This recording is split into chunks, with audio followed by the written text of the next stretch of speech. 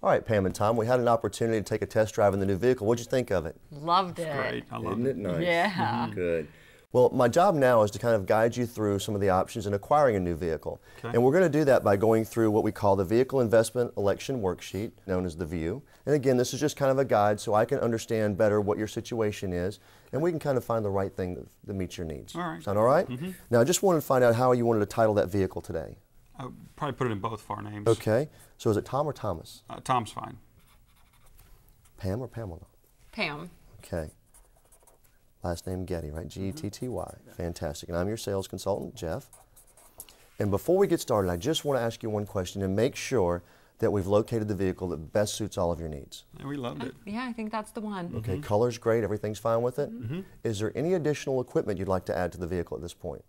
I don't think so. No. Okay, fantastic.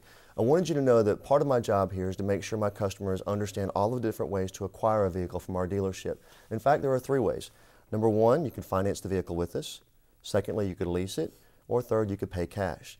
Now, I'm going to ask you a couple of questions so that I better understand your situation. And what this will help me do is give you a totally personalized consultation based on your driving habits and your needs. Okay. So we're going through this. If you have any questions, stop me and make me slow down so we can find out what works best for you. Sound All right. okay? Okay. Great.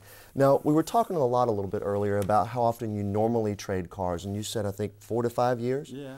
Is that something that you wanted to stay in, or would you like to maybe accelerate that cycle to maybe 2 to 3, 3 to 4, or 4 to 5 years? If I could, I'd love to. And not every day, right? Well, that would I'm be trying to keep you in check now. So if you could pick a time that you would like to, what would it be? 2 to 3 years? Yeah, Yeah. yeah. I think Okay. Now, I'm kind of curious, why did you pick 2 to 3 years? Model changes, new technology. I don't like to have cars that have too many miles on them. Like them new, like them in warranty. Mm-hmm. Okay, I'm just going to write a few notes if that's okay. Sure. So you said you like them under the warranty. Is that the manufacturer's warranty? Yes. Okay.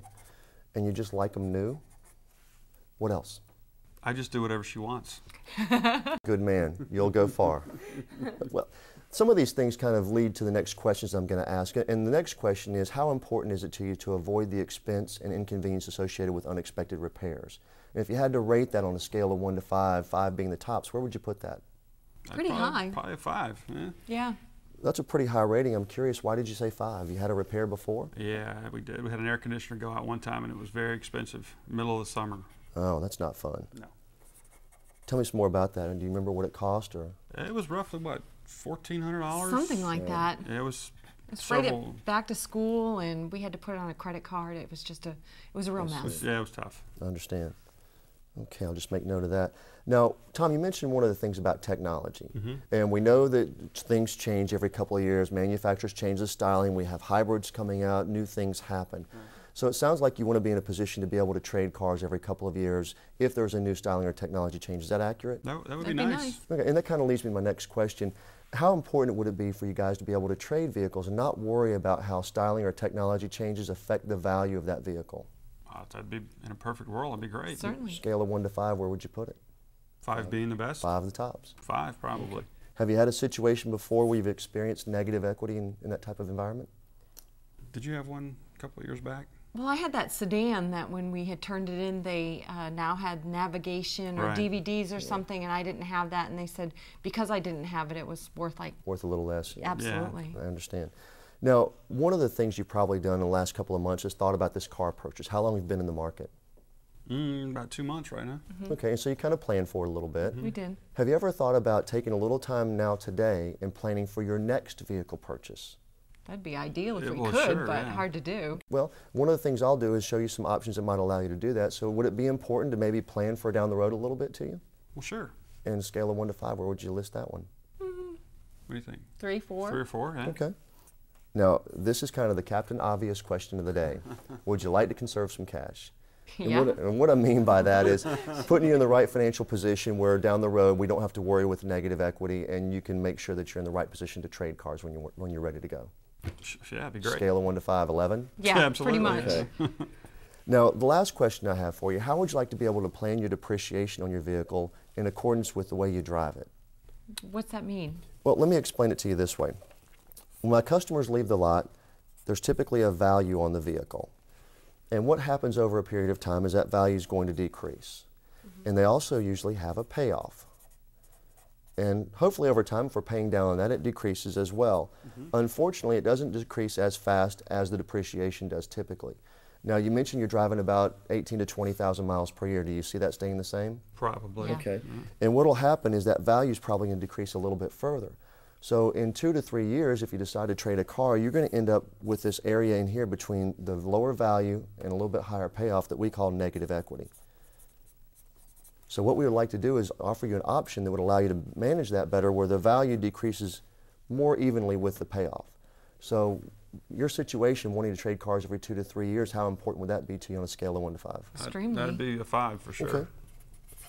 Well, Tom and Pam, based on the things we just discussed, I have 2 recommendations for you. Okay. First is that you consider a short-term finance, and second, a short-term lease. And the reasons why I say that is, number one, you want to trade cars every 2 to 3 years. You also want to avoid the expense and inconvenience associated with unexpected repairs. And you also want to kind of manage that depreciation as time goes on. Now at this point, what I'm going to do is excuse myself and go see Sean, my sales manager, and get payments for you on both of those scenarios. No, I appreciate all of that, but we like to own our cars. We really don't have any interest in leasing. I understand. And guys, if you didn't see the value in leasing, I certainly wouldn't expect you to move forward with it. Fair enough? Sure. You know, and Pam, based on the fact that you guys want to trade cars every 2 to 3 years, you really are ideal candidates for the program. And you mentioned that you really want to own your cars, and I want to capture what's important to you about the situation. So let me jot a few notes and tell me some more about that ownership. Well, we have the flexibility of trading it or keeping it as long as we want, and it's ours. It's not the bank's. Okay, so ownership flexibility is a big thing to you, and doesn't belong to the bank. Okay, go on. Well, her brother had a lease one time, and he got hit with a big bill at the end of the lease, and we just couldn't afford a big bill like that if we got hit with something.